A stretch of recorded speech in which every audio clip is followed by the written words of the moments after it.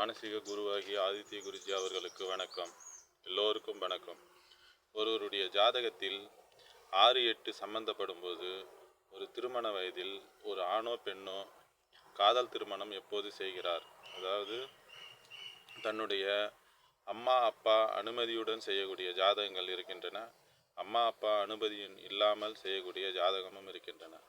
அது எப்படி என்றால், ஒருவருடைய ஜாதகத்தில் திருமண வயது காலகட்டத்தில் 1, 5, 9, 1, 4, 7, 10 கேந்திர கோணம் என்று சொல்லக்கூடிய இவர்களுடைய நல்ல பாவகத்தினுடைய அதிபதிகளுடைய தொடர்புகளை பெறும்பொழுது அவர்கள் தாய் தகப்பனுடைய அனுமதியோடு ஒருவர் ஆணோ பெண்ணோ திருமணம் செய்து கொள்கிறார்.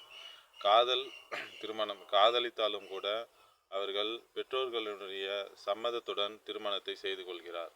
ஆனால் பெற்றோர்களின் சம்மதமே இல்லாமல் ஒருவர் திருமணம் செய்து கொள்வது எந்த நிலையில் ஜாதக கிரக நிலைகள் இருந்தால் திருமணம் செய்து கொள்வார்கள்? 1, 5, 9, 1, 4, 7, 10 இவர்கள் கேந்திர கோணங்களுடைய தொடர்புகளை பெறும்போது அனுமதியுடன் திருமணம் நடக்கிறது. இதற்கு ஆப்போசிட்டான 6, 8, 12 ராகு கேதுகளுடைய திசைகள் திருமண காலகட்டத்தில் வரும்பொழுது அவர்கள் தாய் தகப்பனுடைய அனுமதி இல்லாமல் தானே திருமணம் செய்து கொள்கிறார்கள். அதற்கு இது ஒரு ஜாதகம் எடுத்துக்காட்டு.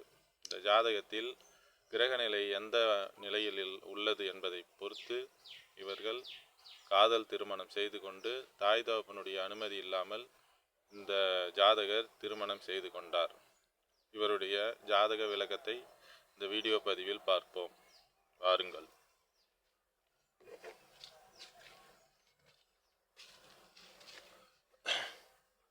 இந்த ஜாதகர் பிறந்தது 4/2/1998 காலை இரவு 9:10 மணி அளவில் கடலூரில் பிறந்திருக்கிறார்.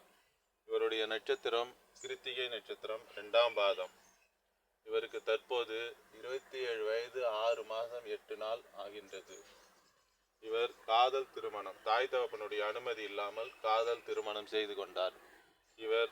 இவருடைய ஜாதக விளக்கப்படி இவர் எப்படி காதல் திருமணம் செய்து கொண்டார் என்பதை இந்த வீடியோவில் பார்ப்போம். கன்னி லக்கணத்து அதாவது கிரக நிலை எல்லாம் இதில் எழுதியிருக்கிறேன். இந்த டேட்டா பத்து டைமாக போட்டு தங்களுடைய கிரக நிலையை